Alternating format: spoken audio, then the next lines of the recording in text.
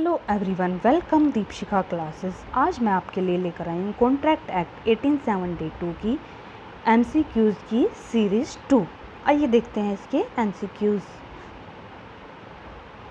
ए contract और an obligation may arise, मतलब एक कॉन्ट्रैक्ट और ओब्लिगेशन कब अराइज होते हैं? A by agreement and contract, B by standard form of contract, C by promissory estoppel, D all of the above. इसका answer होगा by agreement and contract. जब हम किसी से एग्रीमेंट या कॉन्ट्रैक्ट करते हैं तो उसकी ओब्लिगेशन तभी अराइज होती है। Tender is, question number 2, tender is A offer, B invitation to offer, C acceptance, D promise. इसका आंसर होगा इन्विटेशन टू ऑफर।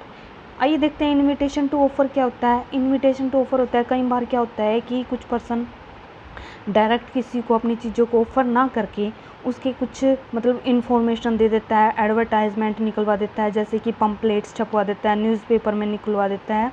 इसके एग्जांपल्स हैं जैसे बुक सेलर की कैटलॉग, और कोई ऑक्शन के लिए इनवाइट करना पर्सन को, इसकी न्यूज़पेपर में इसकी इन्फॉर्मेशन डाल दी जाती है, एडवर्टाइजमेंट निकलवा दी जाती है। सबमिशन ऑफ ए टेंडर जैसे टेंडर किसी को तो उसकी एडवर्टाइजमेंट कर दी जाती है, तो इसको क्या कहेंगे? Invitation to offer.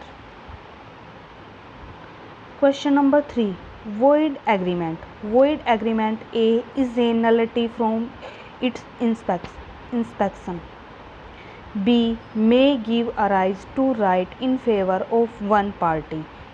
C no right will accrue to any party thereto.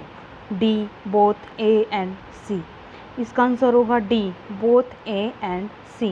मतलब void agreement क्या होते हैं? void agreement ऐसे agreement, an agreement not enforceable by law is said to be void agreement. ऐसे एग्रीमेंट जो कि लॉ द्वारा enforceable नहीं कराए जा सकते। इसकी ये सेक्शन 2G में इसकी डेफिनेशन दी गई है void एग्रीमेंट की। इसके एग्जांपल्स कौन कौन से हैं? जैसे एक माइनर के साथ एग्रीमेंट हो गया, agreement of which the consideration और ऑब्जेक्ट इज़ नॉट लॉफुल, मतलब जब किसी एग्रीमेंट का कंसिडरेशन और उसका ऑब्जेक्ट लॉफुल नहीं हो, ये सेक्शन 23 एंड 24 में दिया गया है। एग्रीमेंट विदाउट कंसिडरेशन, अगर कोई भी एग्रीमेंट विदाउट कंसिडरेशन के से बनाया है तो वो void होएगा, section 25। Agreement without restrictions of marriage, मतलब किसी को किसी से शादी करने के लिए रोकना, तो ये सेक्शन 26, ये भी void एग्रीमेंट होएगा।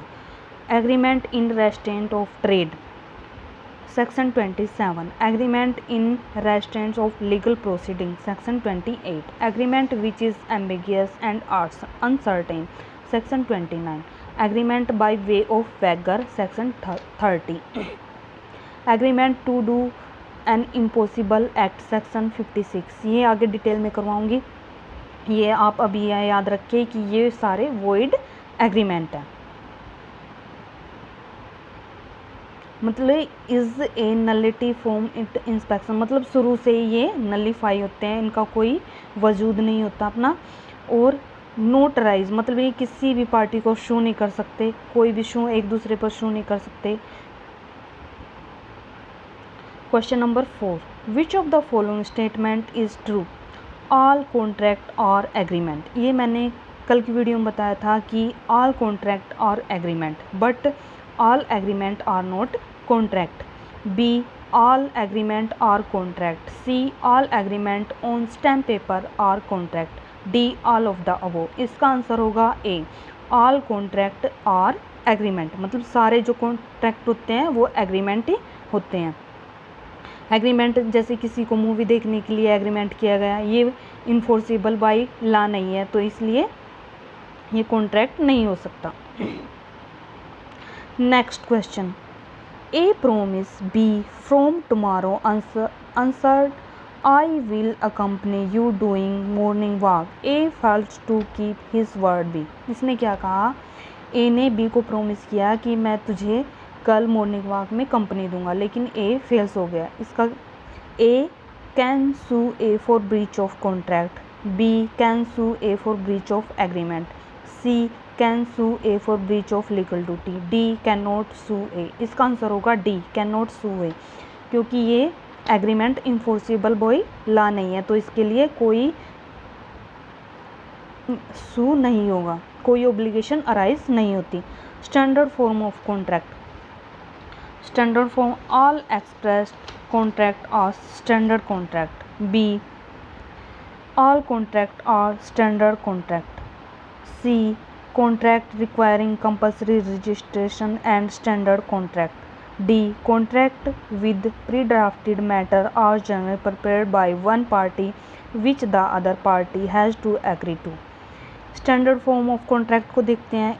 इसमें क्या होता है कि कुछ कंपनीज़ होती हैं, जैसे रेलवे कंपनी होगी, बैंक हो गया, इंश्योरेंस कंपनीज होगी, उनका एक साथ बहुत सारे हज़ारों लोगों के साथ एग्रीमेंट होता है, हज़ारों लोगों के साथ कॉन्ट्रैक्ट होता है।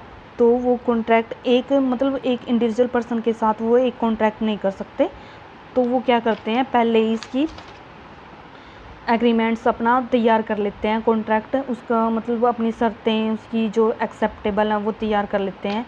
जो दूसरी पार्टी होती है उसको बस अपनी सहमति देनी होती है। Such standard form of contract are as much valid में those enter into through due negotiation, जैसे ही उनका उससे सौदा होता है कंपनी से, वैसे ही वो वैलिड हो जाते हैं। तो इसका आंसर होगा D. Contract with pre-drafted matter are generally prepared by one party which the other party has to agree to। एक पार्टी द्वारा में प्रिपेयर करे जाते, प्री ड्राफ्ट किए जाते हैं कॉन्ट्रैक्ट्स, उसमें नियम रूल्स रेगुलेशन लिख दी जाती है और दूसरी पार्टी को सिर्फ एग्री करना होता है। ये क्वेश्चन मैं आप लोगों के लिए लेकर आई हूँ, इसका आंसर आपको कमेंट बॉक्स में देना है। Agreement of social nature is unenforceable because it's lacks A intention to create moral relationship, B intention to create social relationship, C intention to create legal relationship, intention to create agreement.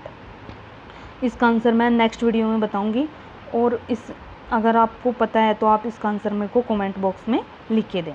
Thank you watching for my video. अगर आपको मेरी video पसंद आए तो please like, subscribe and share. Thank you.